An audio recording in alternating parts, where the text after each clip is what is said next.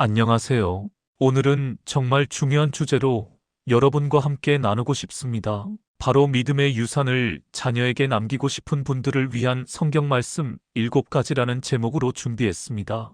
요즘 부모님들과 대화를 나누다 보면 이런 말씀을 자주 듣습니다. 목사님, 우리 아이가 신앙을 잃어가는 것 같아요. 교회는 나오는데 마음이 없는 것 같아요. 어떻게 하면 아이에게 진짜 믿음을 물려줄 수 있을까요? 정말 가슴 아픈 고민이죠. 부모로서 자녀에게 남겨주고 싶은 것이 무엇일까요? 어떤 분은 재산이라고 하고, 어떤 분은 좋은 교육이라고 합니다. 물론 다 중요하죠. 하지만 그 모든 것보다 더 귀한 것이 바로 믿음의 유산입니다. 제가 얼마 전에 만난 한 권사님 이야기를 들려드릴게요. 그분은 평생 열심히 신앙생활을 하셨는데 대학생 아들이 갑자기 엄마, 저는 더 이상 하나님을 믿을 수 없어요라고 말했다고 합니다. 그 순간 권사님은 하늘이 무너지는 기분이었다고 하더라고요. 혹시 여러분도 비슷한 걱정을 하고 계시나요? 우리 아이들이 세상의 유혹 앞에서 흔들리지 않을까? 대학에 가서 믿음을 잃지 않을까? 결혼해서도 신앙을 지킬 수 있을까? 이런 걱정들 말입니다. 하지만 오늘 하나님의 말씀을 통해서 우리가 확신할 수 있는 것은 하나님께서는 우리 자녀들에게 믿음의 유산을 남길 수 있는 구체적인 방법들을 성경에 분명히 제시해 주셨다는 것입니다. 그런데 여기서 중요한 것은 믿음의 유산이라는 것이 단순히 교회에 데리고 가거나 성경을 읽어주거나 기도하라고 하는 것만은 아니라는 겁니다. 물론 그것들도 중요하지만 더 근본적이고 실제적인 것들이 있어요. 오늘 우리가 함께 살펴볼 7가지 성경 말씀들은 단순한 이론이 아닙니다.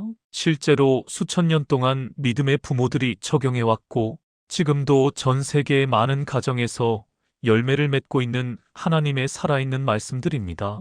첫 번째로 살펴볼 말씀은 신명기 6장 6절에서 7절입니다. 오늘 내가 네게 명하는 이 말씀을 너는 마음에 새기고 내 자녀에게 부지런히 가르치며 집에 앉았을 때에든지 길을 갈 때에든지 누워있을 때에든지 일어날 때에든지 이 말씀을 강론할지니라. 이 말씀은 믿음의 유산을 남기는 첫 번째 원리를 보여줍니다.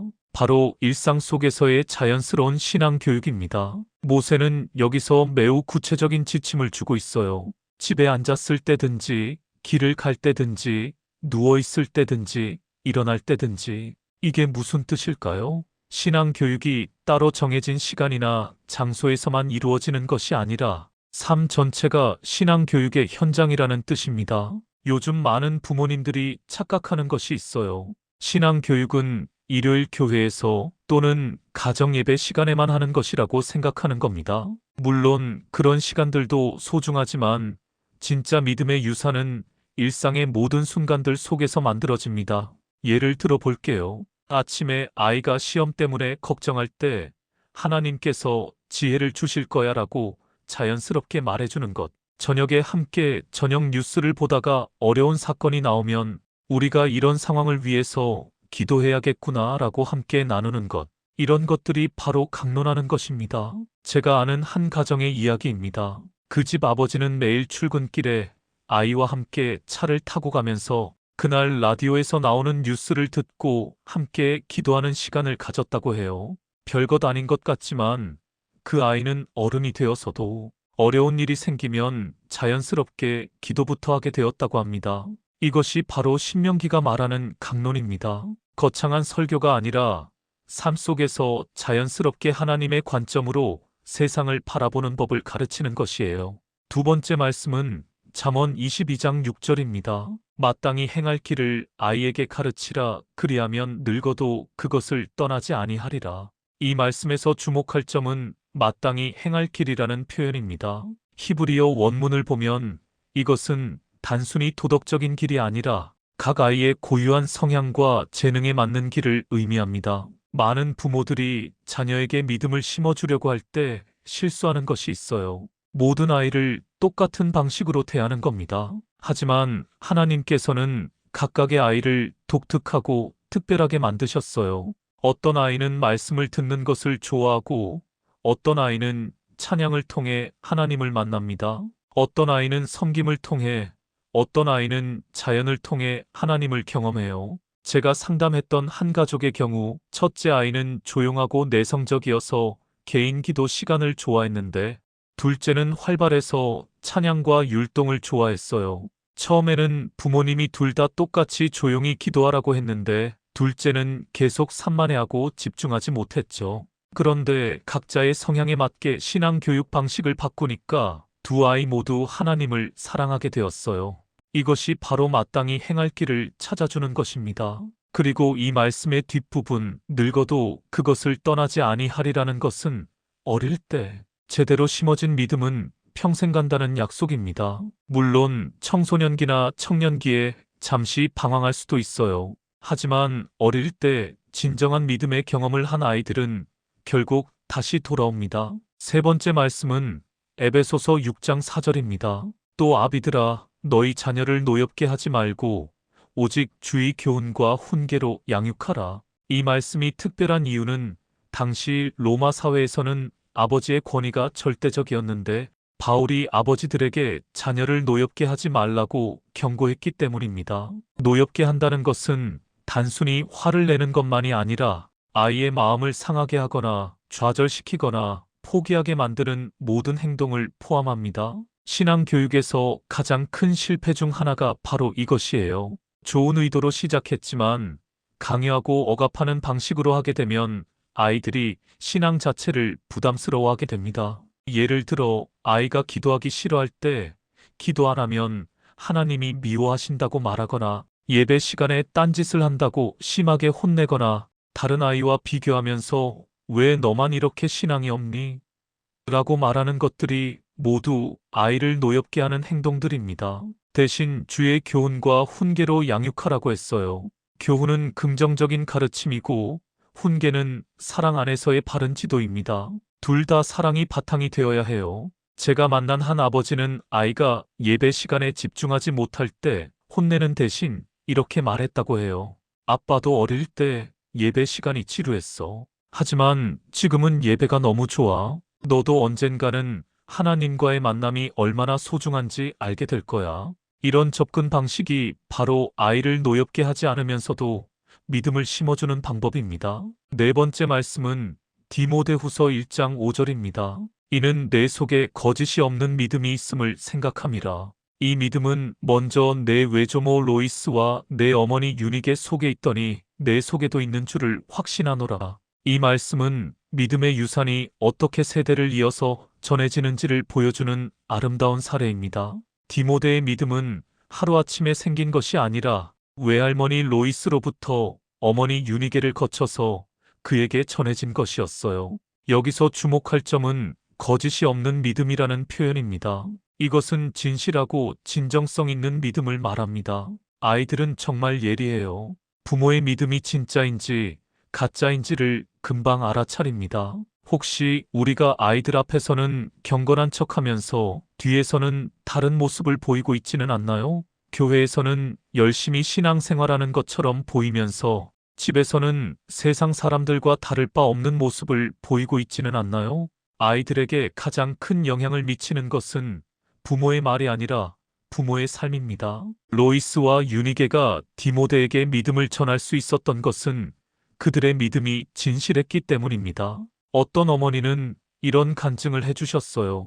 힘들고 어려운 일이 생겼을 때 아이들 앞에서 하나님, 저는 이해할 수 없지만 하나님을 신뢰합니다 라고 기도했다고 해요. 그때 아이가 엄마 정말 힘들어도 하나님을 믿는 거야? 라고 물었는데 그래, 그럴 때일수록 더 믿는 거야 라고 대답했답니다. 나중에 그 아이가 어른이 되어서 어려운 일을 겪을 때 어머니의 그 모습이 가장 큰 힘이 되었다고 고백했어요. 이것이 바로 거짓이 없는 믿음의 력입니다. 다섯 번째 말씀은 시편 78편 4절입니다. 우리가 이를 그들의 후손에게 숨기지 아니하고 여호와의 영예와 그의 능력과 그가 행하신 기이한 일들을 후대에 전하리로다. 이 말씀은 믿음의 유산을 남기는 매우 구체적인 방법을 제시합니다.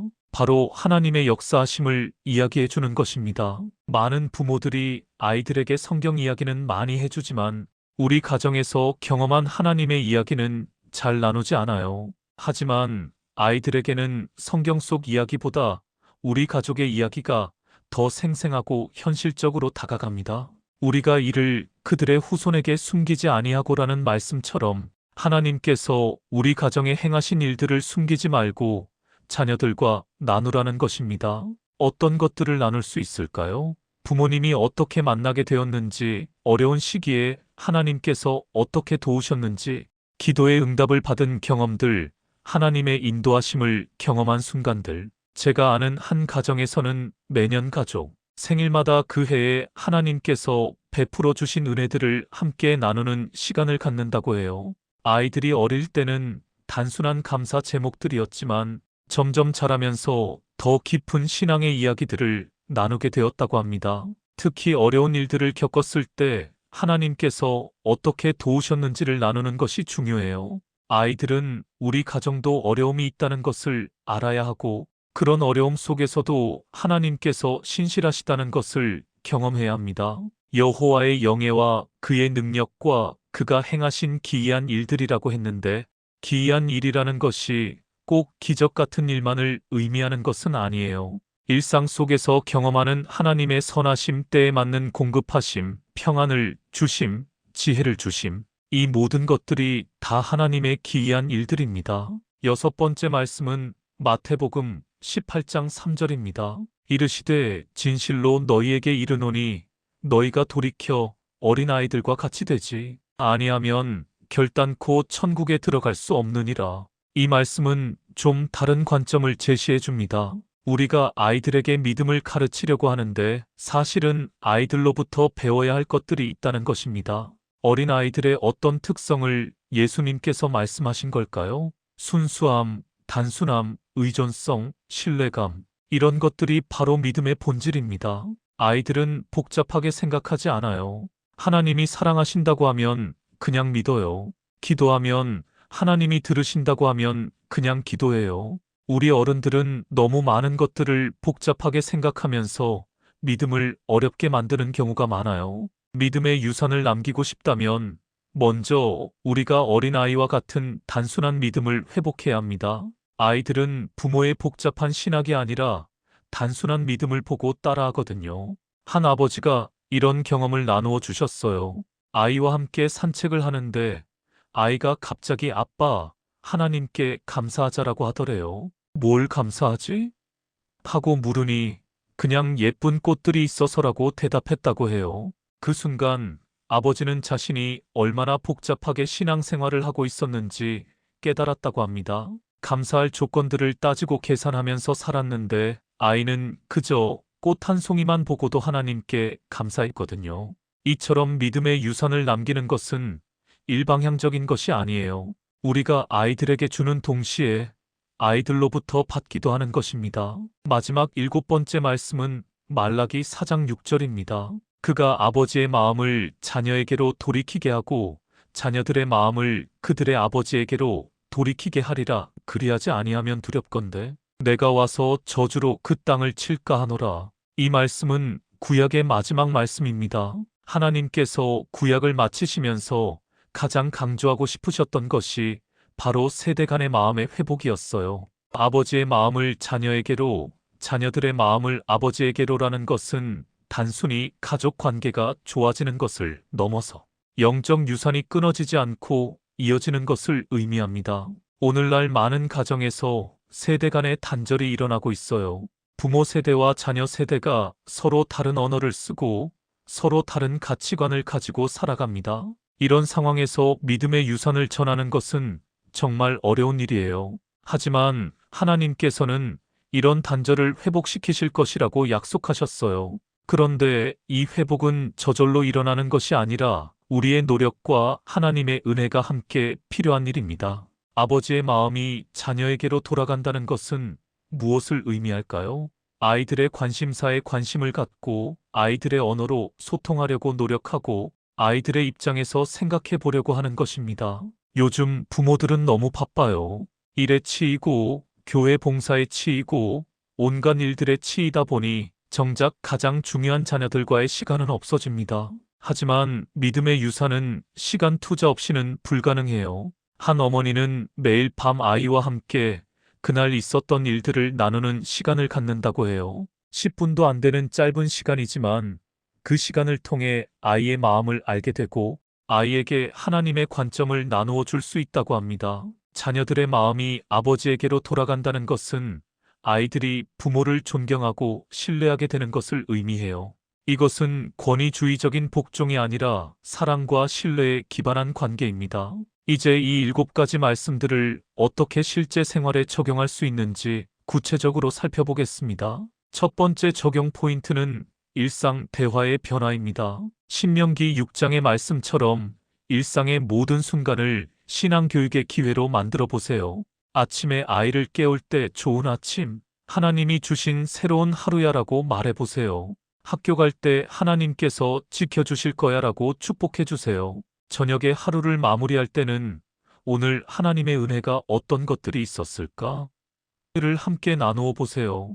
이런 작은 변화들이 쌓이면 아이는 자연스럽게 모든 일상을 하나님의 관점에서 바라보게 됩니다. 억지로 하지 마세요. 자연스럽게, 그리고 꾸준히 하는 것이 중요해요. 두 번째는 개별적 접근입니다. 잠언 22장 6절의 말씀처럼 각 아이의 성향에 맞는 신앙교육 방법을 찾아보세요. 내향적인 아이라면 조용한 개인 기도나 성경 읽기를 좋아할 수 있어요. 외향적인 아이라면 찬양이나 교회 활동을 통해 믿음을 키울 수 있습니다.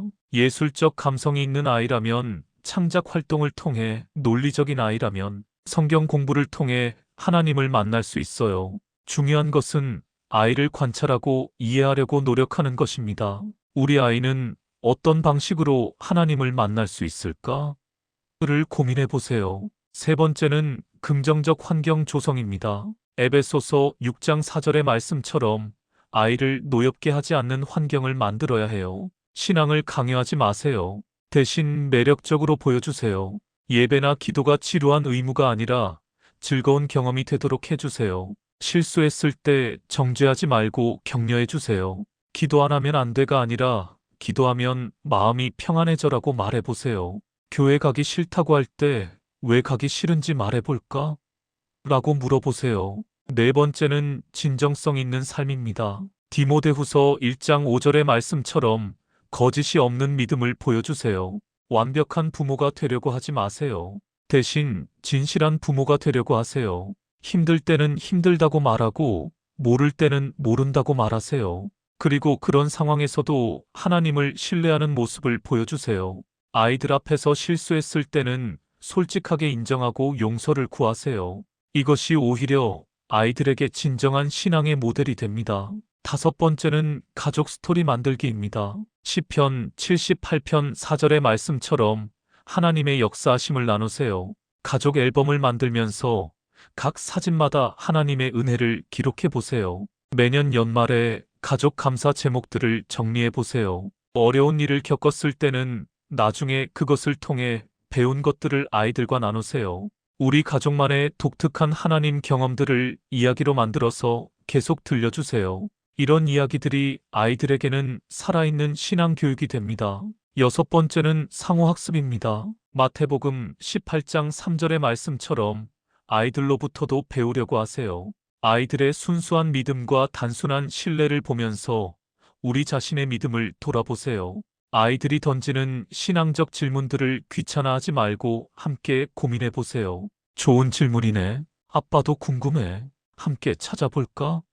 라고 말하면서 함께 성경을 찾아보고 함께 기도해 보세요. 이런 과정을 통해 아이는 신앙이 살아있는 것임을 경험하게 됩니다. 마지막 7번째는 관계 회복과 투자입니다. 말라기 4장 6절의 말씀처럼 서로의 마음을 돌이키는 노력을 하세요. 무엇보다 시간을 투자하세요. 바쁜 일상 속에서도 아이와 함께하는 시간을 우선순위에 두세요. 아이의 관심사에 관심을 가져보세요. 아이가 좋아하는 것들을 함께 해보세요. 그리고 아이와의 갈등이 생겼을 때는 빨리 해결하려고 노력하세요. 관계가 깨어진 상태에서는 어떤 신앙 교육도 효과가 없어요. 이제 마무리하면서 몇 가지 실제적인 조언을 드리고 싶습니다. 첫째, 너무 조급해하지 마세요. 믿음의 유산은 하루아침에 만들어지는 것이 아닙니다. 씨앗을 심고 물을 주고 기다리는 농부의 마음으로 꾸준히 하세요. 어떤 부모님들은 한두 번 시도해 보다가 아이가 반응하지 않으면 포기해 버려요. 하지만 씨앗이 땅 속에서 자라는 데는 시간이 필요합니다. 보이지 않는다고 자라지 않는 것이 아니에요. 둘째, 완벽하지 않아도 됩니다. 실수할 수 있고, 때로는 잘못된 방향으로 갈 수도 있어요. 중요한 것은 계속 노력하는 마음입니다. 아이들은 부모의 완벽함을 원하는 것이 아니라 진정성을 원합니다. 완벽한 부모의 모습보다는 하나님 앞에서 겸손하게 자라가는 부모의 모습이 더 큰 감동을 줍니다. 셋째, 기도로 시작하고 기도로 마무리하세요. 우리의 노력만으로는 한계가 있어요. 하나님의 도우심이 필요합니다. 매일 자녀를 위해 기도하세요. 자녀의 믿음을 위해, 자녀와의 관계를 위해, 자녀의 미래를 위해 기도하세요. 그리고 하나님께서 우리를 통해 일하실 수 있도록 우리 자신을 위해서도 기도하세요. 넷째, 교회 공동체와 함께 하세요. 믿음의 유산은 가정만의 일이 아닙니다.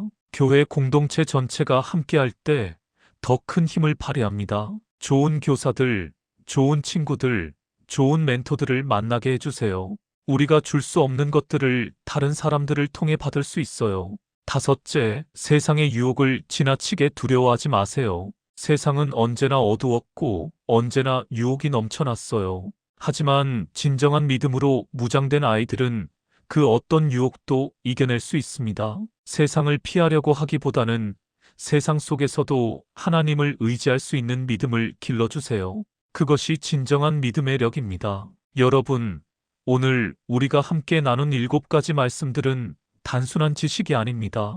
하나님께서 우리에게 주신 약속이자 명령입니다. 우리의 자녀들이 세상의 그 어떤 풍파 속에서도 흔들리지 않는 견고한 믿음을 가질 수 있다는 것, 그들이 성인이 되어서도 하나님을 사랑하며 살아갈 수 있다는 것, 그들이 또다시 자신의 자녀들에게 믿음의 유산을 물려줄 수 있다는 것, 이 모든 것이 하나님의 약속입니다. 하지만 이 약속은 우리가 말씀에 순종할 때 이루어집니다. 일상 속에서 자연스럽게 신앙을 나누고 각 아이의 특성에 맞게 접근하고 긍정적인 환경을 만들고 진정성 있는 삶을 살고 하나님의 역사를 나누고 아이들로부터도 배우고 관계를 소중히 여길 때 말입니다. 쉽지 않은 일입니다.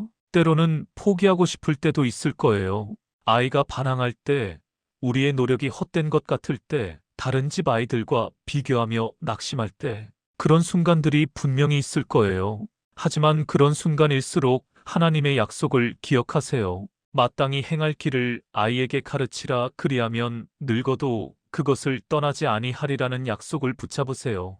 어떤 권사님이 이런 간증을 해주셨어요. 아들이 중고등학교 때 신앙을 완전히 버리고 방탕한 생활을 했다고 해요. 부모의 마음은 찢어질 것 같았지만 그래도 포기하지 않고 기도했답니다. 그런데 아들이 30이 넘어서 갑자기 교회에 나타났다고 해요. 그리고 이렇게 말했답니다. 엄마, 제가 아무리 방황해도 어릴 때 배운 것들이 계속 머릿속에서 떠나지 않았어요. 이제는 정말 하나님 앞에서 살고 싶어요. 이것이 바로 하나님의 약속입니다. 늙어도 떠나지 않는 믿음, 어떤 방황 후에도 다시 돌아오게 하는 믿음의 력입니다. 사랑하는 여러분, 오늘부터 시작하세요. 거창한 계획을 세우지 마시고 작은 것부터 시작하세요. 오늘 저녁 아이와 함께 하루를 돌아보며 감사한 일들을 나누어 보세요. 내일 아침 아이를 깨울 때 축복의 말을 해주세요. 그리고 무엇보다 우리 자신이 먼저 하나님과의 관계를 점검해 보세요. 우리가 하나님을 진정으로 사랑하고 신뢰할 때 그 믿음이 자연스럽게 아이들에게 전해집니다. 마지막으로 함께 기도하겠습니다. 사랑하는 하나님 아버지, 오늘 이 시간 저희에게 믿음의 유산에 대한 소중한 말씀을 주셔서 감사합니다. 저희 모두에게는 하나님께서 맡겨주신 소중한 자녀들이 있습니다. 주님, 저희가 그 아이들에게 진정한 믿음의 유산을 남길 수 있도록 도와주세요. 일상 속에서 자연스럽게 하나님을 나타낼 수 있는 지혜를 주시고 각 아이의 특성을 이해하고 그에 맞는 방법으로 신앙을 전할 수 있는 안목을 주세요. 때로는 실수하고 부족할 저희를 용서해 주시고 완벽하지 않아도 진정성 있는 부모가 될 수 있도록 도와주세요. 저희 자신이 먼저 거짓이 없는 믿음을 가질 수 있도록 은혜를 베풀어 주세요. 주님, 저희 아이들을 축복해 주세요. 세상의 어떤 유혹과 시험 속에서도 흔들리지 않는 견고한 믿음을 갖게 해주시고 평생 주님과 동행하는 복된 인생을 살게 해주세요. 그리하여 저희 아이들이 또다시 다음 세대에게 믿음의 유산을 물려줄 수 있도록 축복해 주세요. 저희 가정을 통해 대대로 주님을 섬기는 가문이 되게 해주세요. 이 모든 기도를 예수 그리스도의 이름으로 드립니다. 아멘. 구독과 좋아요는 영상 제작에 큰 힘이 됩니다. 감사합니다.